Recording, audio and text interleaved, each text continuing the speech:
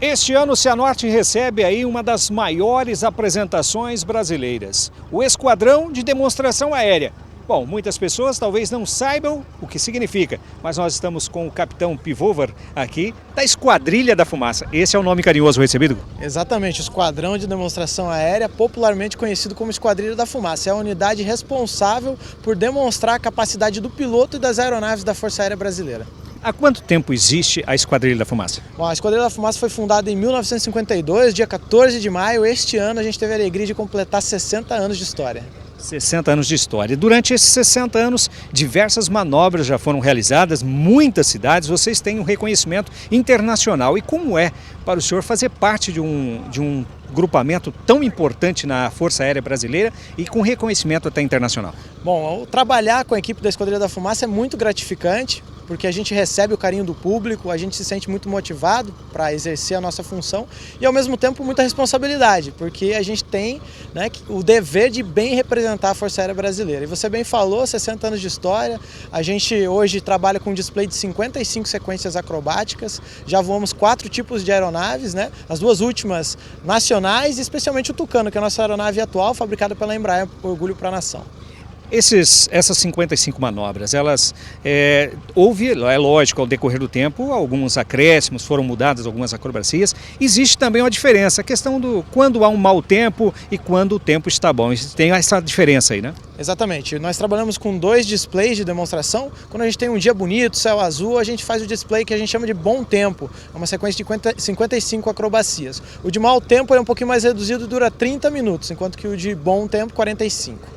Durante todo esse tempo, quando vocês fazem um treinamento, vocês treinam quantas horas por semana, por dia? Existe um período de treinamento? Como funciona? Você tocou numa pergunta muito interessante, Hoje a maior dificuldade da Esquadrilha da Fumaça é atender a todos os pedidos de demonstração. Nós recebemos cerca de 1.200 pedidos por ano e conseguimos cumprir cerca de 120, 10%, o que dá uma média de uma demonstração a cada 3 dias.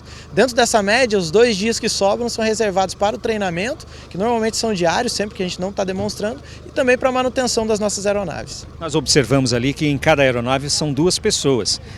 Seria um piloto e um mecânico?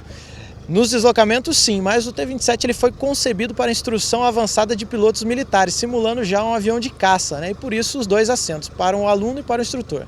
O senhor está há 14 anos na Força Aérea Brasileira, desde que entrou na academia, Com certeza, se ela existe há 60, o senhor já era fã deste grupamento. Exatamente, Nos meus 14 anos de Força Aérea Brasileira, a Esquadrilha da Fumaça sempre foi motivo de exemplo para mim, para sempre buscar algo melhor, naquilo que a gente chama de profissionalismo, uma equipe extremamente profissional. Nós vimos ali que vocês têm em torno de 8 aeronaves.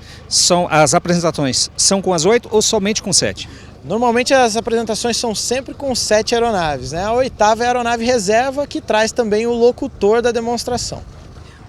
Há um contato entre vocês, um diálogo durante as manobras, como funciona essa questão? A sequência já é previamente acertada. Antes do voo a gente faz uma reunião para acertar alguns detalhes, como meteorologia, local da demonstração, E durante o voo a gente também está sempre em contato via rádio para coordenar detalhes, como reuniões, dispersões e execução da manobra em si. Nós observamos ali que, é claro, em toda cidade existe toda uma estrutura necessária e que é requisito aí prévio para que possa haver essas apresentações. São todas medidas de segurança, Exatamente. Para que se ocorra uma demonstração da Esquadrilha da Fumaça, primeiro tem que existir o convite, que pode partir da prefeitura, de uma escola, qualquer instituição. Na sequência, as aeronaves são deslocadas após autorização, todo o combustível, pagamento de pessoal, tudo que leva à condição do deslocamento é pago pelo comando da aeronáutica. Fica a instituição que solicitou a demonstração, a infraestrutura e a segurança. A infraestrutura é o local protegido com equipamento de som para locução e também a parte de segurança, como equipe de bombeiros, ambulância, para prover a segurança não só dos pilotos, mas como também do público que está assistindo a demonstração. Para as pessoas, os jovens que estão acompanhando o nosso programa, como funciona hoje para se chegar a este ponto, ingressar num ponto como esse? O primeiro passo é ingressar para a Força Aérea Brasileira, tentar ser um piloto ou um mecânico que a gente chama carinhosamente de anjo da guarda, né? Para isso é preciso ter entre 17 e 21 anos de idade e prestar concurso para a Escola Preparatória de Cadeias do Ar, que fica em Barbacena, ou para a Academia da Força Aérea, que fica em Pirassununga, que também é a nossa sede, ou ainda para a Escola de Especialistas da Aeronáutica, que fica em Guaratinguetá. Após ingressar, vai executar um curso de cerca de 2 a 4 anos de formação para piloto ou anjo da guarda. Após isso, vai ser desdobrado para algum lugar do país, numa base aérea, para ganhar experiência. Deve retornar após algum tempo para ser instrutor de voo na Academia da Força Aérea por pelo menos 3 anos.